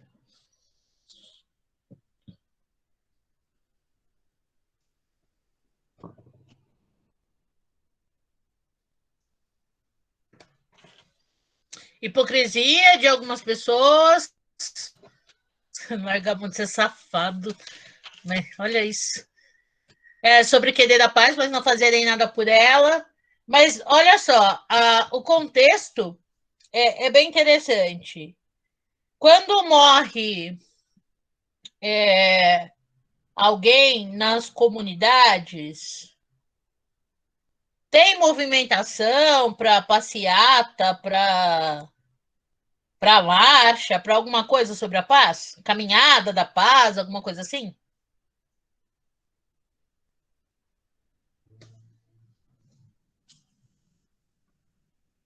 Tem ou não? Não. E quando morre um rico?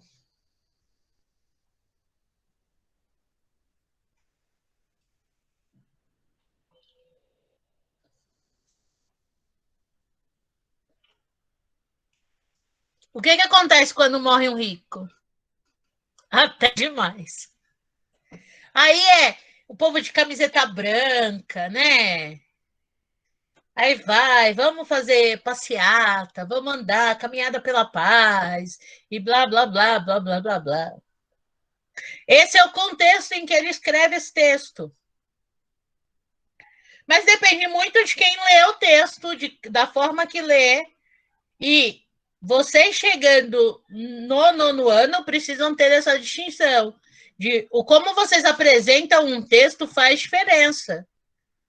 O como você lê, o como essa sua leitura é feita, mesmo que seja um texto que já está colocado, mesmo que seja um texto que já existe. Eu vou trazer um outro exemplo. E esse outro exemplo é... Deixa eu achar aqui.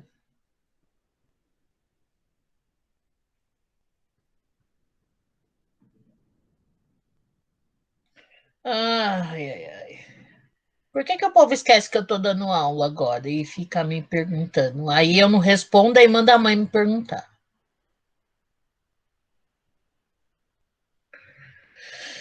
Ai, Senhor, dá paciência para eu não matar. Nossa, eu vou ter que editar essa parte, né? Vou ter que tirar. Mas tudo bem. Tô acostumado já. Cadê?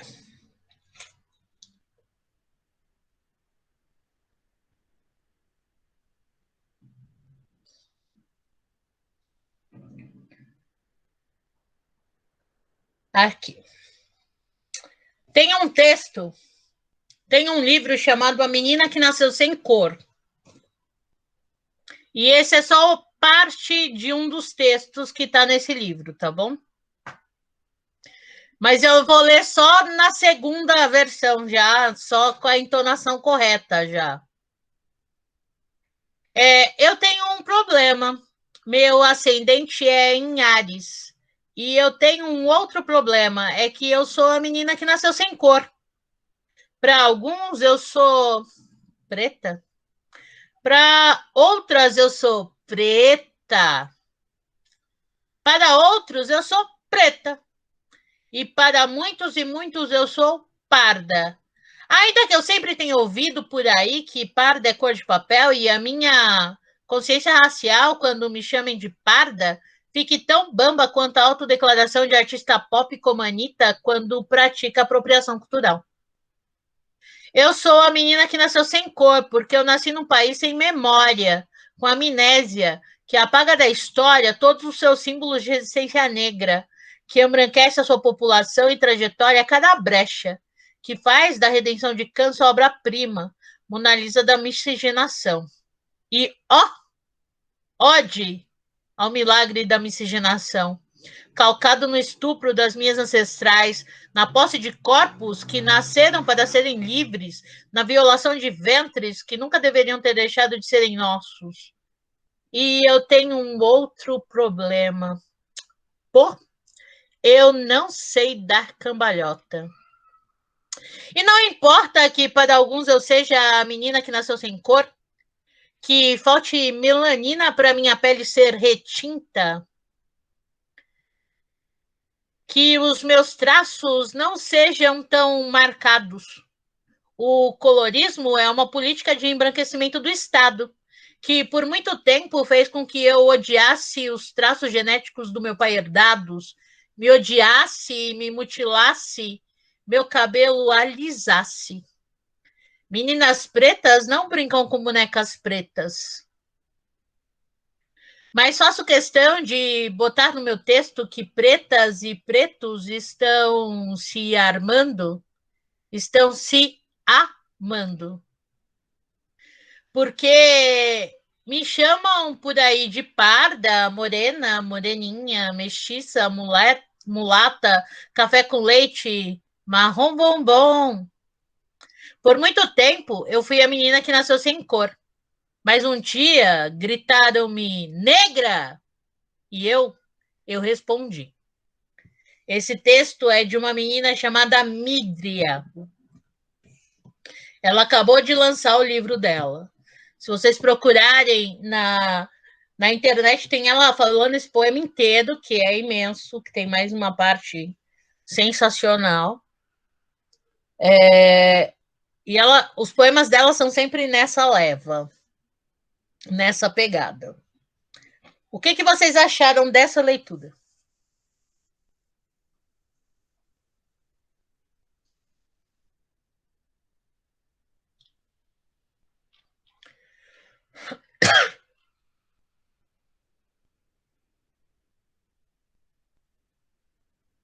Nossa, ninguém achou nada? Tá todo mundo querendo ir assistir Malhação, é isso?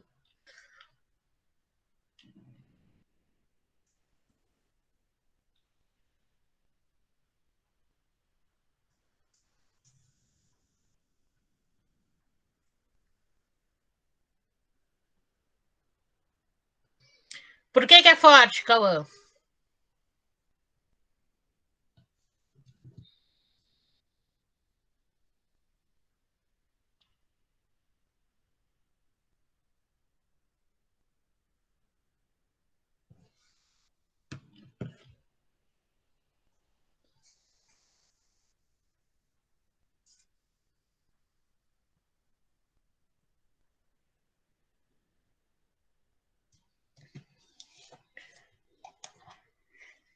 Bom,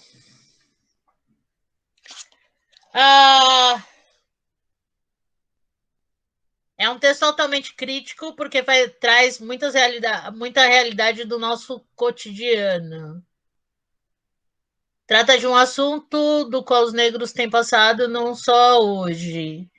Eu acho que mostra um pouco do racismo, porque ela está tentando se encaixar na sociedade, mudando cabelo, etc. Ok, então ele traz muitas questões que estão assim, em voga hoje, né? Tá? É um texto muito atual mesmo. Fala o que muitas pessoas pardas passam, como não é negra, nem branca, ou isso ou aquilo. É isso. Então, é pensado um pouquinho. Mas essa entonação, o como você lê um texto, faz diferença na interpretação desse texto. Então, isso é o que precisa ficar para vocês nessa aula de hoje. A apostila de vocês, desse quarto bimestre, traz lá como tarefa, que é uma das tarefas que vale nota para vocês esse bimestre, que é fazer uma leitura de um texto que vocês podem escolher qual é. É um texto à sua escolha. Isso está na página... Cadê? Está na página 32 da apostila. Vocês precisam fazer um podcast, que é uma gravação de áudio. Precisa ser uma gravação limpa, ou seja, pega o celular, faz uma gravação de áudio limpa e monta aí a leitura de um conto. Pode ser este conto, A Pequena Vendedora de Fósforos, pode ser um outro conto que você escolha, e você vai contar isso e vai gravar esse podcast e vai me mandar esse podcast pelo pelo Google Classroom. Tá? Eu já vou abrir a tarefa, vou colocar lá. Mas o que vai ser avaliado? Justamente isso. Qual é o conto que você escolheu? Como que você fez a leitura desse conto? Porque é para você fazer da leitura mesmo. Então, você vai fazer da leitura do texto, pensando assim, porque primeiro eu vou escutar, depois eu vou ver o conto, para ver a questão de pontuação e como essa leitura foi feita. Tá certo? Essa é a tarefa que vale nota, é uma das tarefas que vale nota neste bimestre. Vamos, então, encaminhar aí para o encerramento da aula. E eu pedi, então, para vocês lerem o primeiro capítulo de Ideias para Dia do Fim do Mundo, que, porventura, tinha o título de Ideias para Dia do Fim do Mundo. E agora eu quero que vocês abram aí seus microfones e tragam a impressão de vocês, trechos que chamou a atenção, para a gente falar um pouquinho sobre ideias para Dia do Fim do Mundo, para a gente encerrar a aula. Quem começa? Professor, um trecho que eu achei bacana foi quando ele falou que tanto os indígenas, os africanos, eles falam muito com, vamos dizer, pedras, montanhas, como se fosse um amigo. E a gente, hoje em dia, a gente não conversa com outras, com algo, sei lá, parado, achando que é como se fosse uma pessoa, um personagem tá ali, sabe? Muito bem. O Eduardo falou, professor. Eu achei da hora essa parte do texto também, do primeiro capítulo, que ele fala que as pessoas, eles falam com pedras, que a anciã, se eu não me engano, a irmã dela é uma pedra. Eu achei meio estranho, mas tudo bem. Achei legal essa parte. Que mais?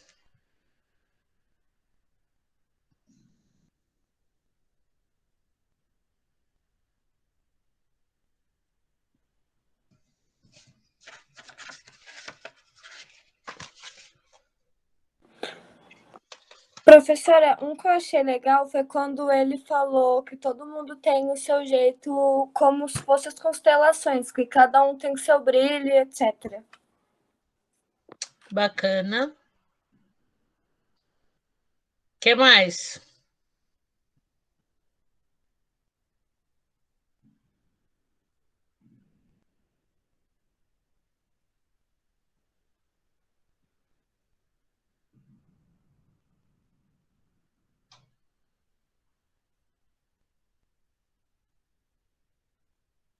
Vocês não falarem, eu vou começar a colocar questões. E a hora que eu começar a colocar questões, o bicho vai pegar.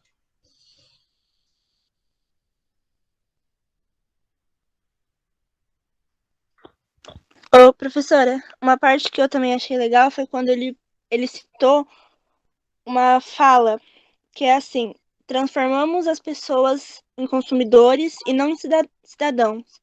E nossas crianças, desde a mais tenra idade, são ensinadas a serem clientes. Que ele fala dessa questão da humanidade e que não são mais pessoas, são consumidores e não pensam mais na natureza.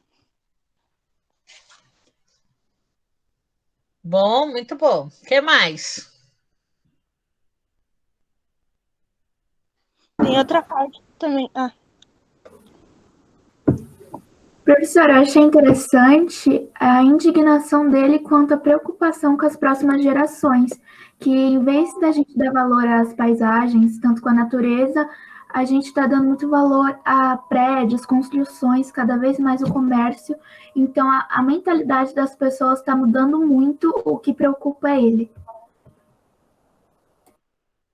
Muito bem. Larissa, você ia falar mais alguma coisa? Pode falar.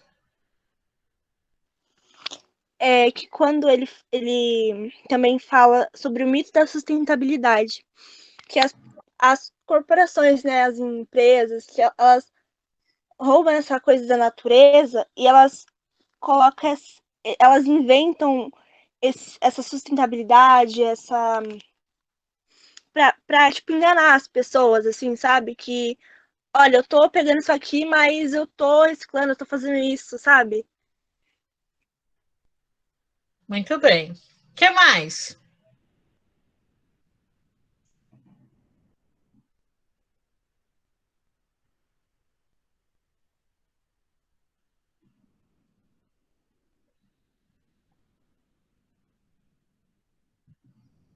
Professora, ele fala, parece que você está numa viagem com o Flash Gordon. Esse Flash Gordon aí? Entendi. Você foi pesquisar? Não. Então eu não vou te responder. Ah, professora. Vou deixar você pôr em prática as 10 dicas aí sobre leitura literária.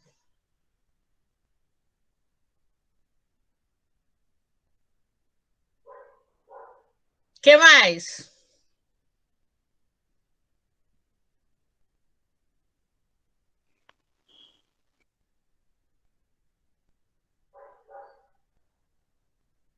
Ele traz uma discussão bem interessante, bem no começo desse capítulo. Que discussão é essa? É aquela questão da gente, como é que fala? Prezar a nossa origem, professor, é isso? Da onde a Sei, gente é. veio, essas coisas.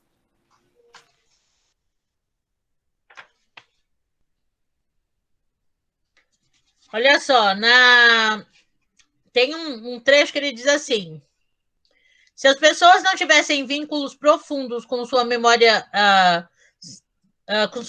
ancestral, com as referências que dão sustentação a uma identidade, vão ficar loucas neste mundo maluco que compartilhamos. Essa é uma das coisas que ele fala que é bem interessante. Outra coisa é que ele discute o conceito de humanidade.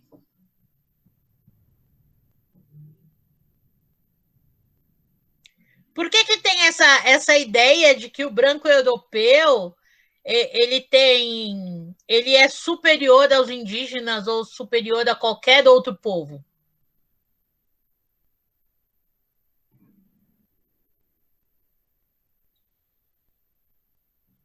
Que tudo que eles fazem é melhor.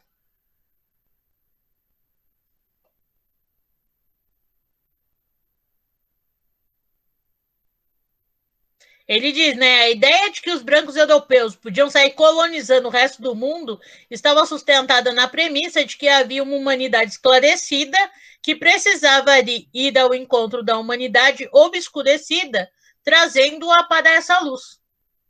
Como se eles fossem os detentores do conhecimento.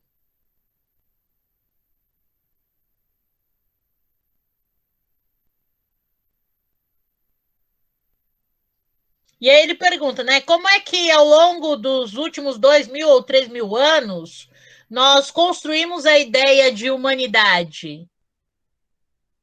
Será que ela não está na base de muitas escolhas erradas que fizemos, justificando o uso da violência? E eu vou parar por aqui com essa pergunta, para deixar essa pergunta no ar, para vocês pensarem ao longo da semana. E aí, quem não leu, poder ler e já fazer da leitura do capítulo 2, que é do sonho e da terra. Certo? Para a gente poder discutir na próxima aula. Dúvidas?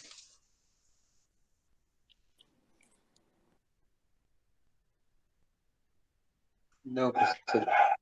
Não? Perguntas? Traumas? Descobriu o que é traumatizar já? Calma. Eu? Não foi você que me perguntou? Que falou sobre traumatizar no começo da aula? Nem lembra mais o que falou no começo da aula, tá vendo? Que absurdo. É isso, professora. Então tá bom, galera. Tenham um bom final de semana. Aproveitem, façam aí a AP. E na semana que vem, nossa aula, sexta-feira, às 3h30 da tarde, tá bom? Bom final de semana para todo mundo. Obrigado, professora. Pra você também. Tchauzinho.